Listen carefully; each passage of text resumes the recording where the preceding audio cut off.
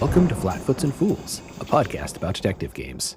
I'm Andrew, and as usual, I'm joined today by my partner, John. How you doing today? I'm doing good, ready to roll on this long-awaited one. Yes, because today we are here for the case of Disco Elysium.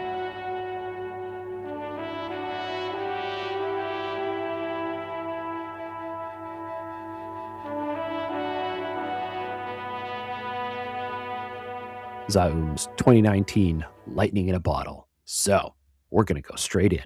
This is a role-playing game where you get to play the role of an amnesiac cop waking up after a 3-day drinking binge. And you play as a detective, but you as the player don't really do a lot of detecting yourself.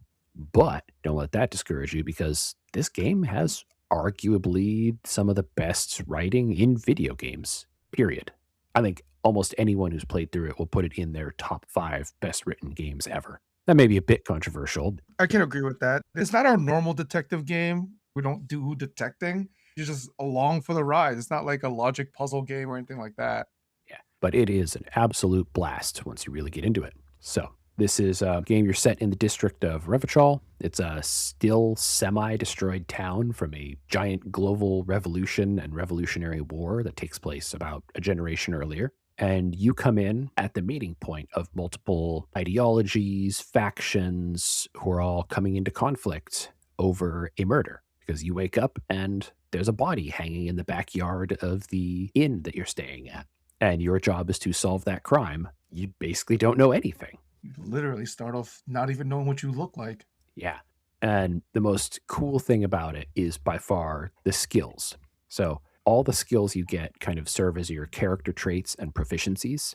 And so you have your basic stats. There's 4 of them. Those feed into a group of skills. And each of the skills is a voice that is fully voice acted that talks to you and gives you options or explains things to you. So some of them add flavor. Like you'll be walking along, you'll see a sign, and the encyclopedia skill will kick in and tell you more about what that sign is referring to. It'll tell you about past events or companies or people. And then there's shivers, which, how would you describe shivers when that kicks in? Which one shivers? It's the red one that I almost want to say it's like picking up on atmosphere. The depressing one is the one that talked to me the most.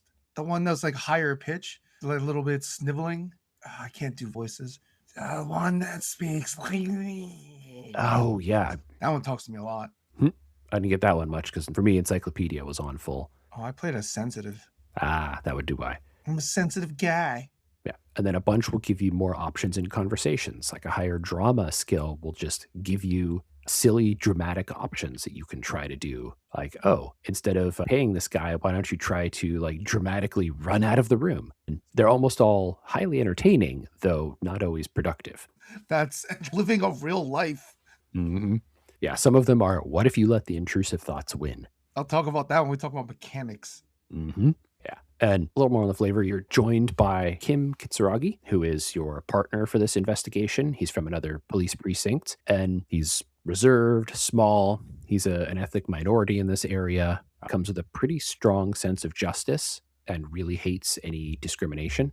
And he's a great partner to have because he serves as this anchor to the chaos that is you, the player, usually. You could say he's a straight man in the comedic sense, but I ended up going through and trying to not disappoint Kim as my primary objective in the game because that felt like the worst form of failure I could have.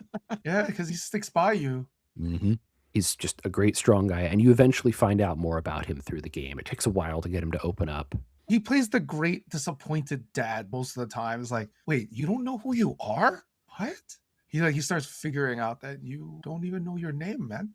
Mm-hmm. So he's on the discovery path with you. The face of disappointment is like, wait, you don't know where your badge is? Oh, no. So good. Tell me you have your gun. Oh, no. Yeah.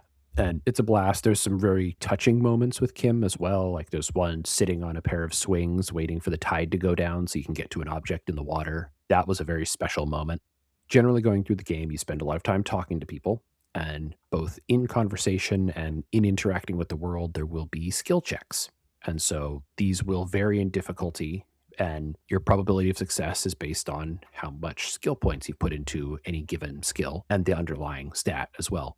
And so these skill points, what you're assigning stuff into, they talk to you, like you get the flavor that way. And then it also changes how you resolve various situations. Almost all the plot essential things you can do can be approached in multiple ways.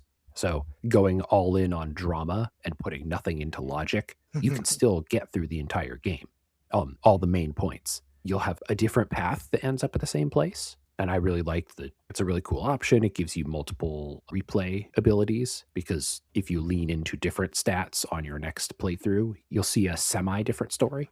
And you definitely don't have the ability to do everything in a single run. So I highly recommend just leaning into sort of a group of stats when possible. I ended up often just banking my skill points and then waiting until I would hit checks that were really, really hard and dumping a bunch of skill points into them. This mostly worked well. Didn't work at the end for reasons we'll get to. So I would say to you, what makes this game special?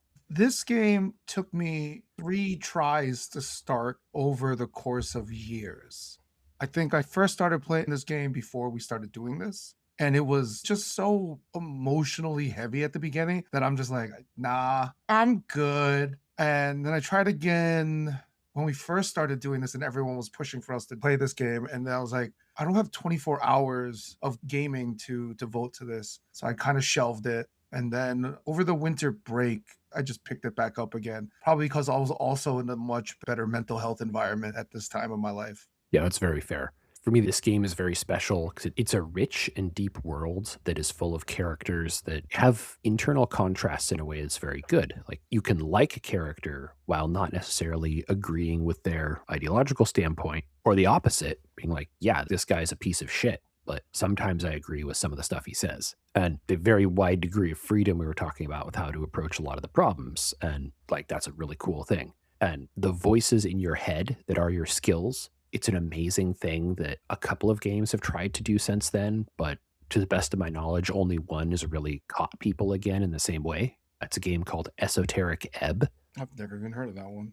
So that just came out recently. It's sort of what if you were a medieval knight, but with kind of some of the disco style mechanics.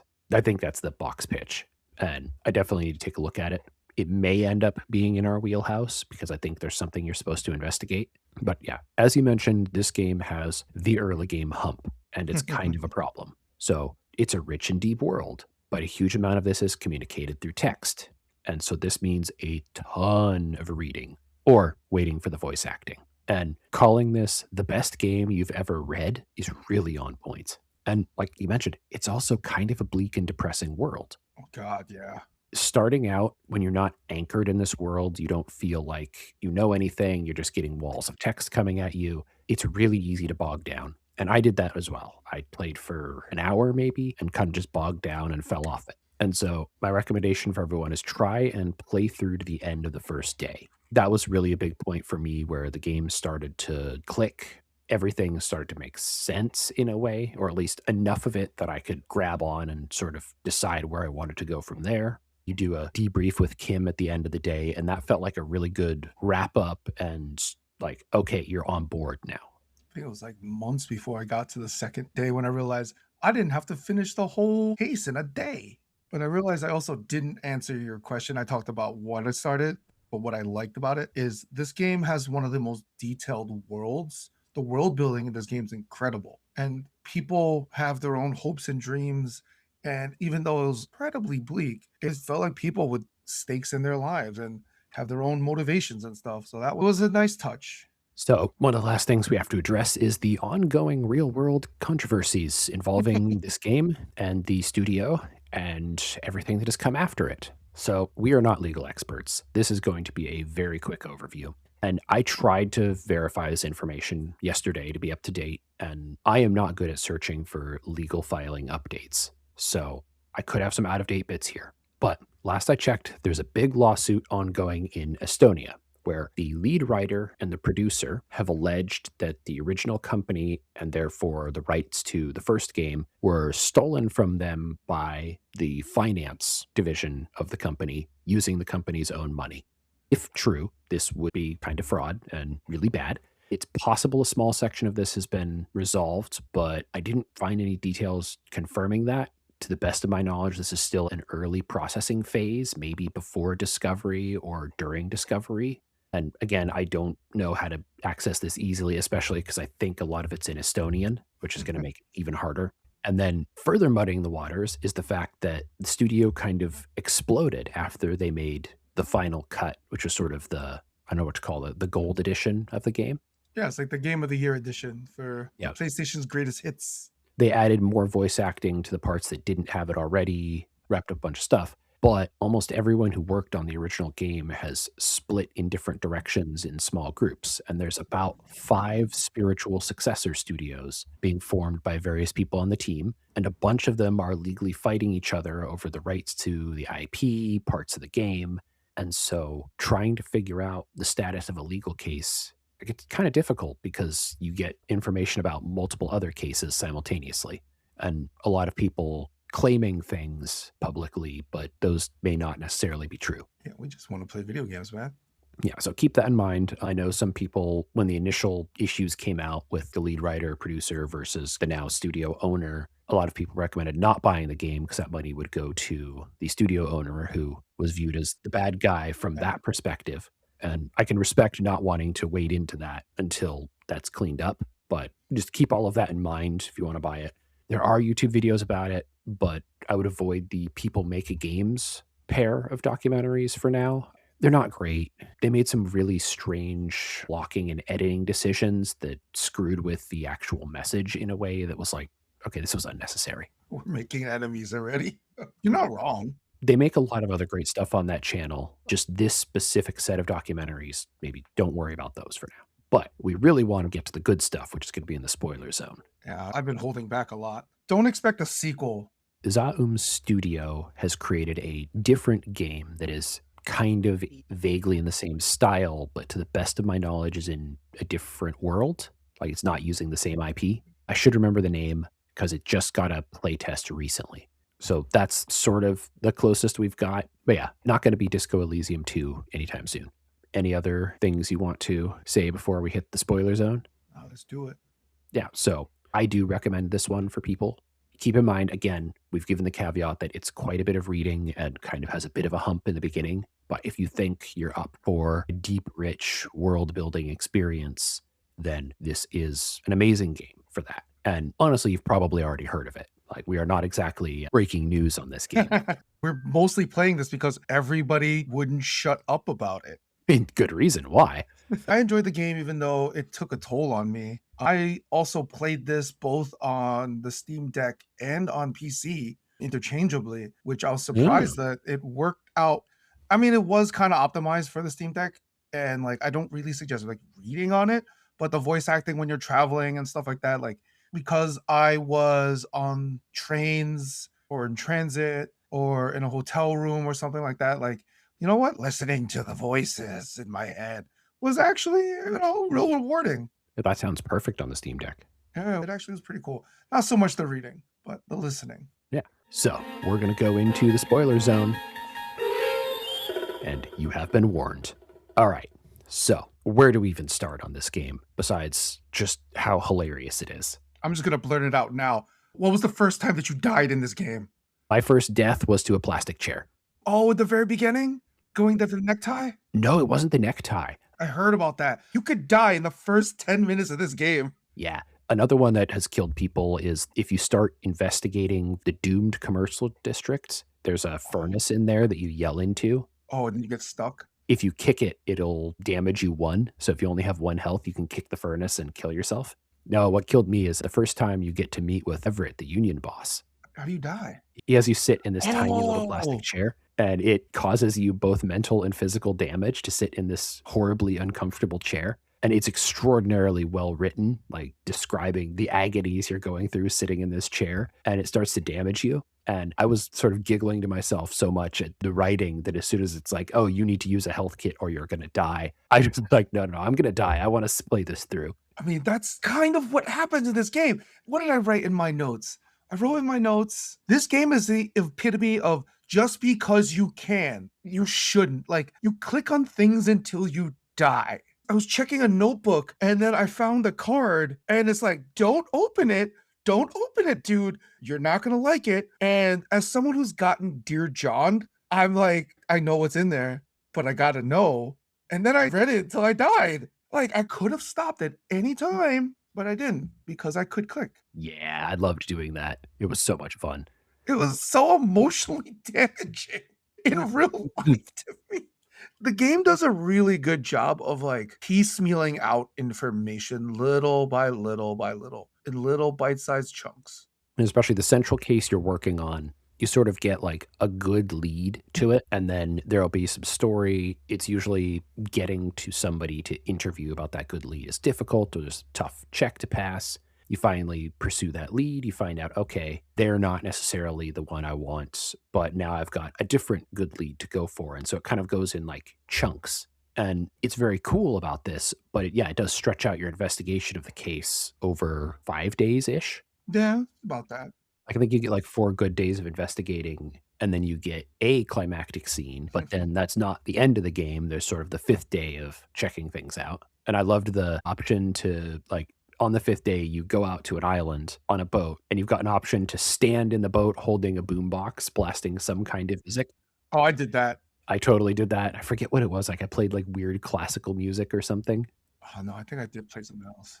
Yeah, so there's a bunch of different musical choices, and then eventually you bump into somebody on the island. He's like, "Yeah, I heard you coming by that fucking classical music, like, terrible bourgeoisie bullshit." And Kim looks at you, he's like, "I told you that wasn't a good idea to blast that." But it was very funny. It's an island, man. It wasn't getting away. It was a great example of just, like, you can do weird shit. Just because you can doesn't mean you should. Yeah. So for my run, I thought at the beginning you have some, like, base stat points to put in, and I dumped everything into intelligence and then, like, 6 in the intelligence group and 2 in everything else because I thought it would be funny. So that meant for me, encyclopedia would fire all the time, and any intelligence-based check was, like, auto pass, but anything else was auto fail. Like, I took until the 3rd day before I could properly open up my clipboard. Oh, yeah, the clipboard tells you so much. That was the emotional turning point for me in the game. And I think the second time I tried playing, like, that was when I had to stop for a little bit, Yeah, that makes sense. and then I had to start over. And that's when you find out that he's not a bad cop. He's an asshole, but he is the best cop in the district. And, like, as tropes go, I should have seen that one coming, but I don't know why that just struck me. It's like, "Oh, no." It's like a fall from grace. And the fact that he's only killed, like, 3 people over his entire career, which is something that apparently a lot of the other cops, like to do and to brag about. That's too real. Mhm. And you really gain Kim's respect from that because he's not into, killing people unnecessarily. And he's like, "Oh, well, it turns out you're one of the most successful cops in the district and have the lowest body count as well." Yeah, at first he's like, "Oh, hard case is what, 2 a month or something," he said? Mhm. So, like, a detective working hard is like 2 cases, and he's like, "You have 200 something? What the fuck?" Yeah. And there's some weird threads you can pull on. I accidentally screwed something up. So at one point, you chase a suspect underneath one of the buildings, and she hits you with like a sonic gun, and then you have an interview afterwards. So the first time I messed up one of the checks on getting her to not shoot herself. Trigger warning for that one, yeah. Oh, yeah. So I reloaded to the beginning of that conversation to try and not have that happen. But the first time I did it, there was a thread about you possibly being on the payroll of a mafia. Oh, yeah. And so I didn't end up pulling that thread properly on the second one, and so I never got to figure out, was that really a thing or just a rumor? Oh, I found out about that one. That one bothered me so much. So are you actually on the mafia's payroll? No, Okay. you're too drunk. Okay, that's awesome. You are too drunk and unreliable. I was like, "Oh." Like, at the epilogue, you find stuff like that out if you went on that thread. Like, I think I, like, reloaded, like, all the way back just to find out. I was like, "That would not have sit right by me because 'cause I'm the sorriest cop." Did you end up getting a lot of sorry cop? Based on your answers, your inner voices tell you what kinda cop you are, and, yeah, I kept getting sorry cop, and I just kept refusing to call myself sorry cop. Yeah, I got a mixture of like sorry cop and superstar cop. And I got the thing where it's got a system where you can sort of like slot ideas for a certain number of hours. And so I did the superstar cop one because I thought it would be funny. And it gave me like -2 logic at the end of it. I was like, well, shit, that was not a smart thing to slot. It didn't end up mattering because, again, I had 6 base points in logic. You don't care. I think I ended up with honor cop. I kept wanting to lean on honor cop, but nope, kept getting sorry cop. It just kept telling me to give in. I wanted to find out how to get Disco Cup, but I didn't. Like, I never got any answers that I don't recall seeing any that I thought would have been Disco Cop, but I just saw that as an option on the menu. Oh, so did you ever shave? No, that was an option. Yeah. In the house that you can get in the fishing village, you could shave. Oh. You look ridiculous shaved. I honestly didn't know that was an option. I would rather go with his mutton chops in retrospect. Well, one way to learn. Yeah, man. He just looks like a clown. Did you ever take off the horrific necktie? Once or twice. I also realized there was a bunch of options that I never triggered because I didn't put on specific pieces of clothing until close to the end. Like what? So, like, if you don't put on the Red Star Ushanka, the big Russian furry hat thing, that's one of the ways that you embrace, like, the communist route. Oh, yeah, I never did that one. Yeah, I was tinkering with clothes on, like, the last day I clicked that, and it brought up the dialogues for like, "Oh, do you want to go into communism?" And I was like, "Wait, what? That's where I would do this? Oh, I've been carrying this hat around for days and didn't even know that." And same thing, like the T-1000 armor or whatever it was called. Oh, yeah, yeah, yeah. If you put that on, you get some ideas that you can slot, one of which would have been really good in the gunfight, and I didn't think of doing that ahead of time. So that's the day 4 partial climax. A mercenary band decides to get revenge because it was one of their guys that was killed, the original body, and they blame the Union gang for it. And there's, yeah, a big shootout in the front square that you can be involved in. And apparently, if you do things wrong, Kim can die there. We haven't talked about the elephant character in the room, by the way. We've not mentioned. Kuno? Yep. Yes. So this game, I want to point out, this game is written by an anarchist collective initially, like that's the RPG setting. So generally a bunch of very anti-state and usually left-wing people who managed to do such good writing that within 5 minutes of meeting Kuno, I wanted to commit police brutality and execute the little bastard. Kuno's a child, by the way. Yes. He's a like 13-year-old kid who is such an amazing level of asshole. Just throwing rocks at a dead body. That's how you meet him. Yep. God, that he is so annoying. It's impressive. Like, I commend the writing on it. You don't deal with kids much, do you? No, I was just like, yep, there's a kid. for this reason.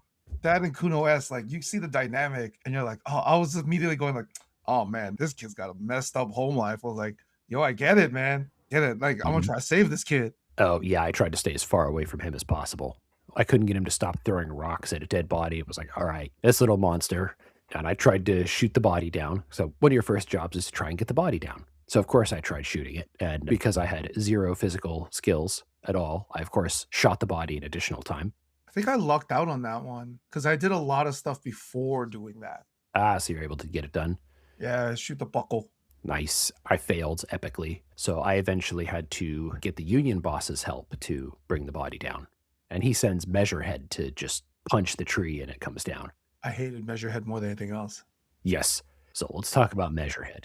So in this world, there's a strike ongoing, and the union has taken over the docks, and they've locked out Scabs. the attempted scabs. And guarding the access route is a mountain of a man named Measurehead, who is vaguely a Pacific Islander type. Mm. Like, it's sort of how he generally looks. But you can try to talk to him to get access to talk to the union boss, who is, behind him a ways.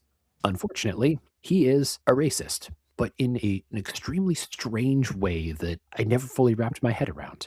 It just hit me that he talks about heads. Is he talking about like phrenology? Is that why he's called Measurehead? Probably, yes. It just hit me when I heard you say his name. I'm like, oh, yeah, he is racist, man.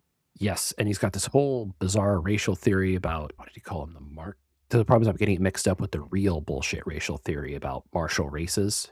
What did you call them? Like the belligerent races? Mhm. He's like the alpha types versus everybody else's followers. And he goes on about this spiel. It doesn't make a lot of sense. You can choose to internalize his talk and maybe get past him that way, but I decided that was not worth my time. No, my integrity was too strong for me.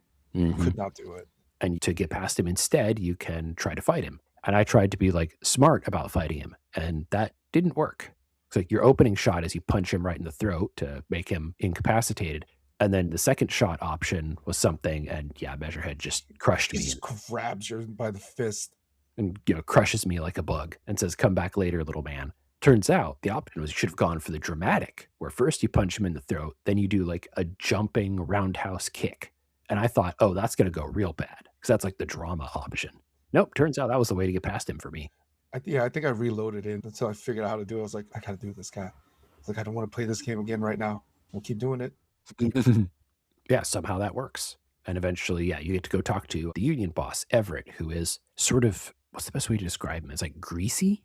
It's like a Boss Tweed kind of guy, or at least what I imagined Boss Tweed to be. Boss Tweed was a New York politician in like early 1900s, something like that. Yeah. That's what I imagined him to look like. Yeah. So he's sitting behind his desk and he's just a mountain of a man. I mean, he's also big, but like really fat, sitting behind this luxurious desk, absolutely epitomizing the like corrupt gang leader. I just looked up a picture of Boss Tweed. Yeah, he a big fat guy. This is probably who they modeled it after. Boss Tweed and Tammany Hall. Nice. I mean, not nice, but also nice. Yeah, it's a real thing that happened. Yeah. And that character, like, he's one of those ones where it's like, okay, he makes a couple of good points here and there, but also I just hated him. And like, mostly because he reminded me of types of people I've interacted with before. There are few truly evil characters in this game. Most people are shades of darkness. I wasn't even gonna say shades of gray. Yeah, Shades of Darkness is a good term for it. And this guy is just, he seems like, very cynical, willing to let a lot of people die to further his cause. And his cause doesn't even seem to be that great.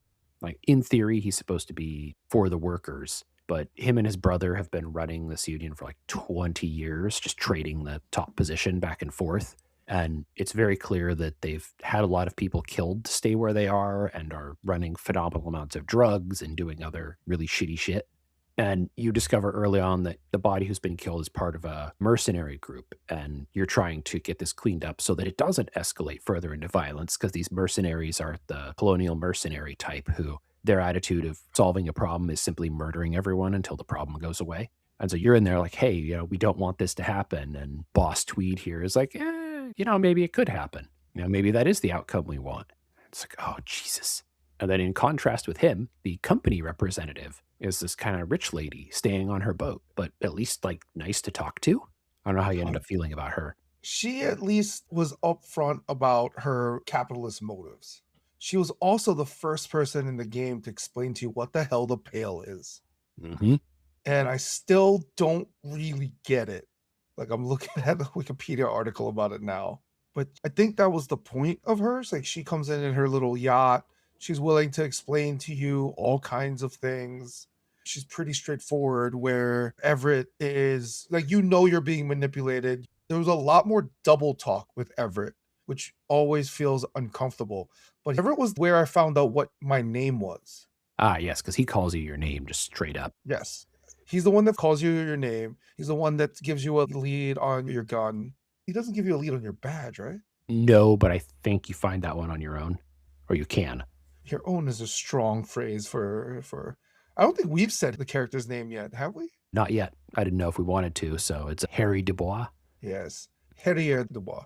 Yeah, it leads me to one of my favorite sequences. Initially, there's this canal where the bridge is out, and maybe you can fix it yourself. I'm not entirely sure. Maybe you'll just break it. But otherwise, you wait for day 3 when it gets fixed and you get to cross over. You can see, starting on the first side, there is what looks like motor tracks that ramp up a crater, go across a roof, then like crash into a sign, knocked the sign over the canal, used that to bridge across the canal, and then go like veering off. And you start constructing this narrative in your head and telling Kim about it, about some amazing speedster and how he has this racing background and was driving over this building at high speed. You eventually get to cross, you find the tracks, they sort of go into the tidal area, and you can see the car is slightly sunk in there. And you get there, it's at high tide, and you wait for the tide to go down a little bit so you can see if there's any effects in the car.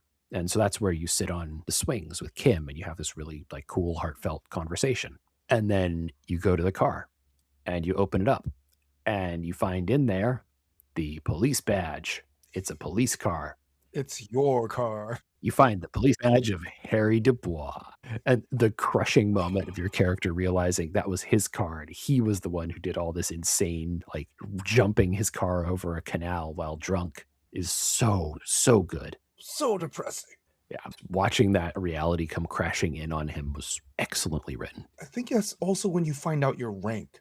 Yeah, that sounds right to me.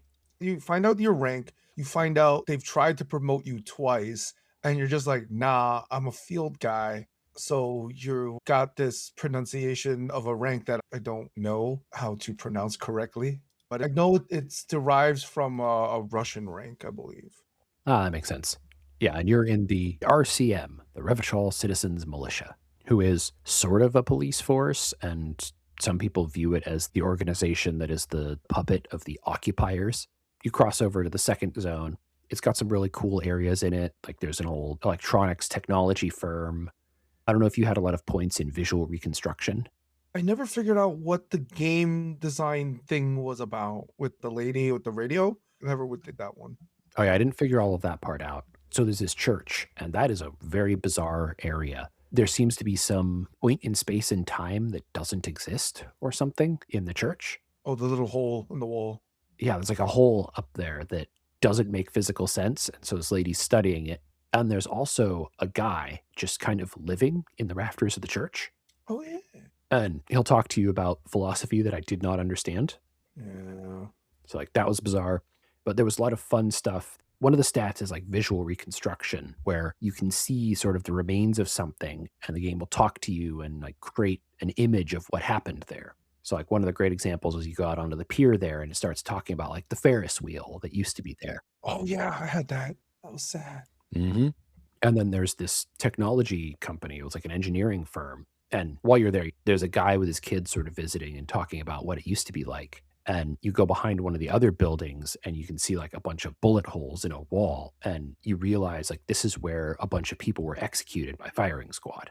That was also really depressing because it brought up a lot of stuff that happens during these revolutions and counter revolutions where, yeah, a lot of people are going to get executed. And they talk about that throughout the game, where when the initial revolution takes over, there's a red terror, and a bunch of sort of the old order people get executed, and innocent people die there. And then eventually, the coalition of nations fights the revolution, defeats it, rolls in, and kills a lot more people, both the revolutionaries and innocent bystanders again. And I don't know if it's ever fully confirmed. I think you suspect that the people from the technology company were probably executed there, but it could have been someone else. Oh, that makes sense. Yeah, I think that's what Harry, for me, he mentioned that like, yeah, it was probably this, but I'm not sure if it's confirmed. That area is great. There's like the little fishing village that is full of people with nothing. Did you go on the date in the fishing village? That was fun. No. Yeah, the fishing lady. You can go on a date with her. You go to one of the shorelines and you just have a conversation. It was probably like one of the brightest parts of the game for me. Oh, that's really cool. Just a small moment of as close to joy as you're going to get in this game. Yeah, that's fair. I want to talk about the slow trickle of some of the side things that don't actually have to do with the case. Like Harry's past life, like that was a slow trickle of learning about him and also his police precinct. What'd you think of those two slow dribble storylines? Yeah, that was a lot of fun to slowly learn all of these bits. Like, you're right, it takes a while, and I totally didn't see a bunch of it coming. But yeah, it's like you're piecing together your past life as you go. And like you get some hints of it early on where you've got to pay your bill, you ask for some money from your police station, and they laugh you off the radio. Yeah, and they call you Dick Mullins. It's like saying that's their version of Sherlock Holmes. And I think that's why I was a little taken aback when you find out that you're actually a good detective. Like they're making fun of you and you're still a great detective. You're just an asshole. Yeah, initially they're setting you up as like a total ass and kind of a clown. Like you keep discovering things that you've destroyed or messed up in the last 3 days. And it's fairly impressive. Yeah, you do a lot of material damage for one dude. An impressive 3-day drunken binge. Everyone knows who you are, man. Oh, yeah. And then behind the tech company, you bump into this cryptozoologist and his assistant. Oh, yeah. The assistant turns out to be the guy who will try to introduce you to fascism. Yeah, I didn't give that guy the time of day. The documentarian? I guess so. I don't remember that one. Was that what he was doing? But yeah, he's like the assistant to the professor there. With the wife in the wheelchair. Yeah. Yeah, he's documentarian. Yeah, so not the documentarian himself. His assistant is the fascist. Ah. It's like the longer blonde hair. And by the end of it, I had taken like 6 fascist statements, and I'm not sure which ones they were, which bothers me more than a lot. Like, it wasn't the most, but it was like, okay, when did I pick these? I don't recall picking these. Because throughout the game, you get a lot of options to respond in conversation, and it doesn't label them while you're in the conversation. Sometimes you can figure it out, sometimes not. And then when you look in your stats screen, it'll tell you like how many times did you give a communist answer, how many times did you give an anarchist answer, how many times a capitalist answer, etc. And one of them is a fascist answer. And I was like, wait, what? When did I give 6 fascist answers? And I honestly don't know when that happened. I read somewhere that somebody described this game as failing upwards, whereas you have more fun failing things and seeing how they play out that way. Yes. Like you can play sort of the safe, cautious, middle of the road, never commits to anything cop, but it tends to be less interesting for sure. The whole cryptid storyline was very funny because initially in the hotel, you meet the wife in the wheelchair and she talks to you about her husband and cryptids, and you try to get her to talk about interesting cryptids. And Kim's like, come on, we got to go investigate the case. And then she's worried about her husband who was on the other side of the canal. You eventually get over there, you find him. He's fine. He's just laying traps looking for the giant Insulindian mantis that is invisible, but people haven't seen it. And so, it's this whole thing. I didn't pursue that storyline very far. I didn't help him out. I should have. I did. It doesn't get you much more. Oh, were you able to pass the final check at the end? What do you mean by final check? Because I don't think I failed. I think I got it. The ending was wild. It's taking a picture of the giant mantis. Oh, yes, I do have that one. Okay, so if you don't follow that storyline and help him out fully, you cannot pass that check to take a picture. Oh, It's straight up impossible. makes sense. Because I had 8 skill points left over at the end. So that came up. I dumped all of them into that and still failed it. Oh, that ending came out of left field. Oh, yeah. So only listen to this next part if you've beaten the game yourself, please. Yeah. Like, I know we're in the spoiler zone, but this is spoilers within spoilers. This is double spoiler. Yeah. So at the end, you go out to this island, you find a holdout from the revolution. Turns out he's the one who shot the guy. Which has nothing to do with anything else in your case until it does. Yep. It turns out this guy has been interwoven into the story, and you've picked up like almost the after effects of his actions repeatedly. And turns out he didn't like this mercenary guy and shot him when he was in the middle of having sex. Well, he was a voyeur, right? Like, I didn't get him to. Yeah. That part I did fail. I learned later that I didn't get him to admit to stuff. Yeah, I got him to admit to just about everything. So you're eventually going to take him in, and he's kind of out on the edge of this island next to a bunch of, reeds. And then all of a sudden, the giant Insulindian mantis shows up. Is it an alien, I think? Is it an alien? The thing is like, 20 feet tall or something huge. So Kim wants to take a picture of it, but he needs you to distract the mantis just long enough to let him take the picture because he has a camera, but apparently it's slow. And I failed this check, so we never got the picture, which makes me sad. You get the good ending if you can, by the way. Oh. I call it the good ending because in the epilogue, when your role in your precinct is explained to you, getting a picture of a mythical creature kind of forgives a lot of sins. So I didn't end up getting that part. I still think I got a decent ending because I got a lot of other stuff wrapped up. Kim liked me. So overall the ending was positive, but yeah, I didn't get the picture, sadly. And when I looked up if that was even possible to do and saw oh, yeah, you need to have done the storyline here, I was like, oh, okay, that makes sense. And I wonder where I didn't get the ending that I would have liked was sort of the gunfight. Oh, who died in yours? 5 of the Union guys. I think I lost 3. And of course, all the mercenaries died too. Oh, yeah. So I think 8 people died. I'm only counting the Hardy Boys. Well, yeah, the ones we care about. I think I could have done better because my physical reflexes were pretty bad. So not exactly great for that fight. And also that was where the armor thing might have worked well. Oh, yeah. So if you put on one of the pieces of armor, it triggers one of those things you can slot and contemplate. And one of them was finding weaknesses in the armor. And I didn't complete this until later. When it completes, you get a +2 in checks against people who are in that armor. I think I had the chest plate. So if I had done that earlier, I think it was the legs maybe. Oh, so you stole the legs. Not the feet. Okay, it wasn't the legs then. I don't remember if it was the chest plate, the helmet, or the gloves that gave this bonus. It was one of them that did that. I didn't get the gloves. I think I only had the chest plate. Because I got the 3 pieces, not the legs, or not the feet. Because those are on the corpse and you can't get them off without doing something terrible. Do you have to cut off his legs or something? You might pull them off. I'm not sure how it ends because I didn't succeed. I did try pulling really hard and it didn't work out. And Kim was like, bro, what are you doing? As we are talking, I'm realizing that because you and I have different playthroughs, you can't do everything at once. It's far more fun to talk about this game than other games because there's just so much that happened. And there's so many little bits that you might or might not get in a given run based on which skills you happen to have put your points into. So if you're listening to this and you have friends who played it, yo, get a drink or a non-alcoholic beverage and chat about it. Yeah, compare notes on the cool stuff you did or didn't do. Yeah, you can be like me. 12 sorry cop, 13 communist cop, 20 moralist, and then 36 good cop, bad cop. Oh, nice. I'm looking at the stats. I loaded it up after we started talking about it. Yeah, I'll do the same. Got 7 in fascist and 5 in ultra liberal. Man, I'm middle of the road guy, moralist. No, that's not what that means, moralist. In this context, it kind of is. I'm not sure if moralist is a formalized ideology in our world. It's a formalized one in their world. Mm. I thought I had more in honor, but apparently I had the most in good cop, bad cop. Ah.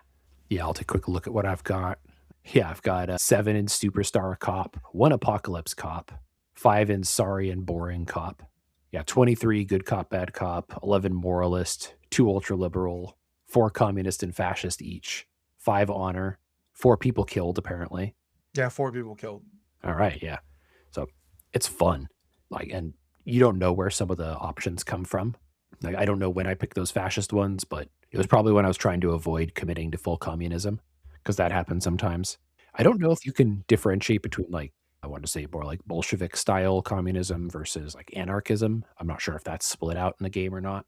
Because it turns out those two flavors of socialism are pretty different. About the only thing they agree on is, the status quo being fucked up, and everything else they disagree on. Yeah, it's like we haven't really gone over the full details of the case, but it has quite a few twists and turns. The characters are all memorable. Oh, yeah. Kuno. Everyone knows Kuno. I mean, you kind of have to because he's right there in your face. I also keep saying his damn name. Mm-hmm. He refers to himself in the third person. I had a lot of fun with the Doomed Commercial Center storyline. With the bookshop keeper. Yeah, so you initially talk to this superstitious bookshop keeper who's worried that there's a curse on the building that causes all the businesses there to fail because a ton of businesses in that building complex have failed over time. And you can kind of like go through the back room and find remnants of all of them. And then eventually you can get access to the dice maker. Did you ever get to talk to her? Oh, yes. Yeah, so talk to this lady, and she has a business where she makes custom dice for people. And she's been there for like 10 plus years or something. And she talks about all the various businesses that were there. Like you can ask her about almost all of them, and she'll tell you, the bits she remembers. And sort of what ends up coming out is yes, all the businesses in this building have failed, but also most of them were statistically going to fail. Like they were either bad business ideas or people got crazy scoping plans and blew all their money on frivolous stuff, lots of different options. And sort of at the end of it, you could go back to the superstitious lady and tell her, yeah, like, no, there's no curse. It's just bad business decisions. I think I had pity on her. What did you tell her? I think I told her I just exited out. I tried to tell her the truth and she was not having it. Looking at the task, like I'm remembering a bunch of stuff now. It's great. So what other points do you want to touch on? Learning the backstory about your life. On one hand, it was cathartic. The other hand, it was like cliche. Your wife left you and stuff, and then you went on a bout of depression. And like they explained to you, that's when you got that horrific necktie. I think most players will remember the necktie, and it's one of the more talked about pieces of clothing in the game. Yeah, that necktie is abominable, but boy, does it stand out. And you learn about it at the end when you talk to your fellow cops. They'll tell you like, oh, you're talking to your tie again. So that's something that has been around for a while in Harry's life. And that makes me sad. But it all comes together because like when you first talk to the precinct and how dismissive they are of you. And at the epilogue, when you find out who is part of your precinct and you find out that you are the commander of the major crimes task force. And when I hear major crimes, I'm thinking like Jim Gordon from Batman Yeah. Begins series. And like, he is the absolute opposite of Jim Gordon. Flamboyant, silly. Yeah, when I talked to them, they were like, yeah, we arrived with you 3 days ago, but then you told us to fuck off because we were, what was it, like dampening your groove? Yeah, cramping your style, man. Mm-hmm. Detective God. And yeah, according to his record on paper, he is a detective God. But like to be this self-destructive, even if you're good, is it worth it? And like the philosophical stuff in this game is interesting. Like, do you let somebody be this self-destructive when they are able to like solve so many cases? I mean, I know the founders of it have their own ideologies, but it's very good at presenting things as a mixed collection, like both good and bad. Like exactly what you're saying. Do you let this self destructive, depressed, drunk man run a major crime squad because he's effective, but he's clearly damaged on a scale that's impressive and sometimes causes collateral damage? See him, like, jumping his car off a roof, crashing down a sign, and breaking the canal for 3 days. Like, that's on you. And who knows what else is on you besides the damage to the hotel and arguably a bunch of people's deaths because you didn't solve the case fast enough. And I've been that way in my life where like I'm going to try to right everyone else's wrongs and like burn myself to the ground, work long hours and stuff like that. It's probably why I stopped playing the game at first.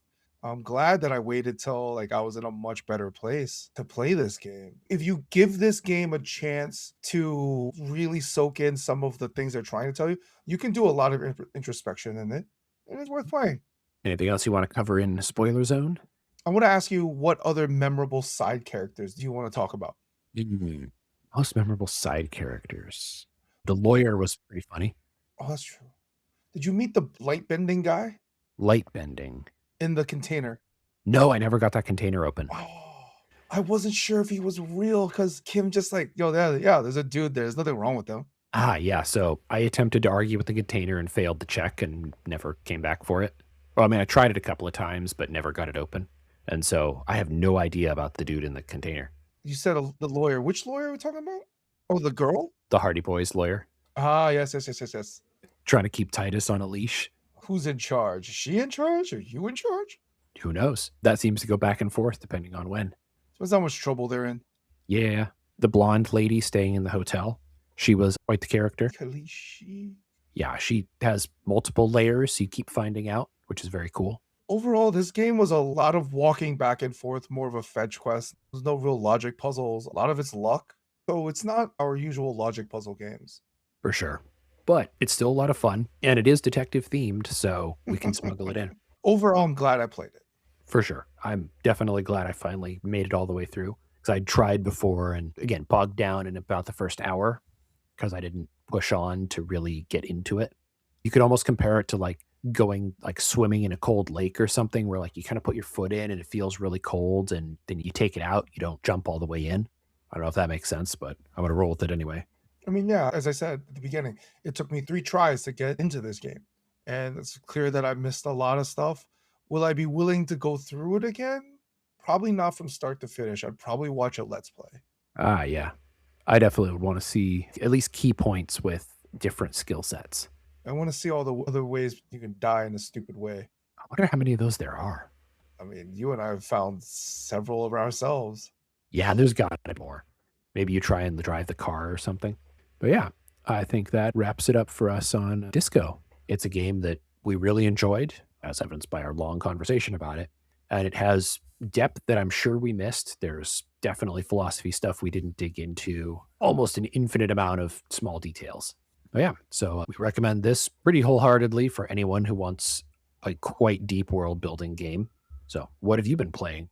Work has been keeping me busy, so occasional bouts of Helldivers 2.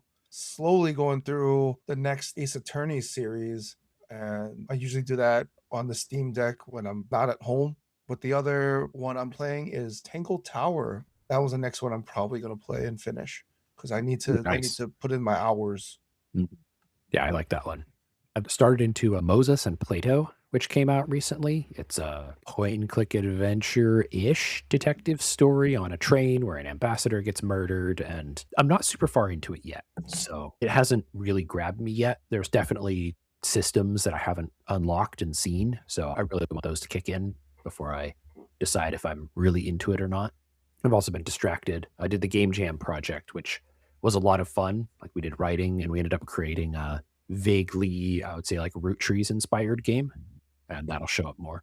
So that episode will have aired by the time this comes out, possibly the one right before it. Yeah. That's what I've been up to. And you can find us on the internet on Blue Sky at Flatfoots and Fools, one word. You're always welcome to join our Discord to talk about any detective games. We've got a link in the show notes. The podcast is edited by Peter Crevier. Podcast art is by Lily DeGrosse, and music is by Antonic Music. Have a great night, everyone. Bye.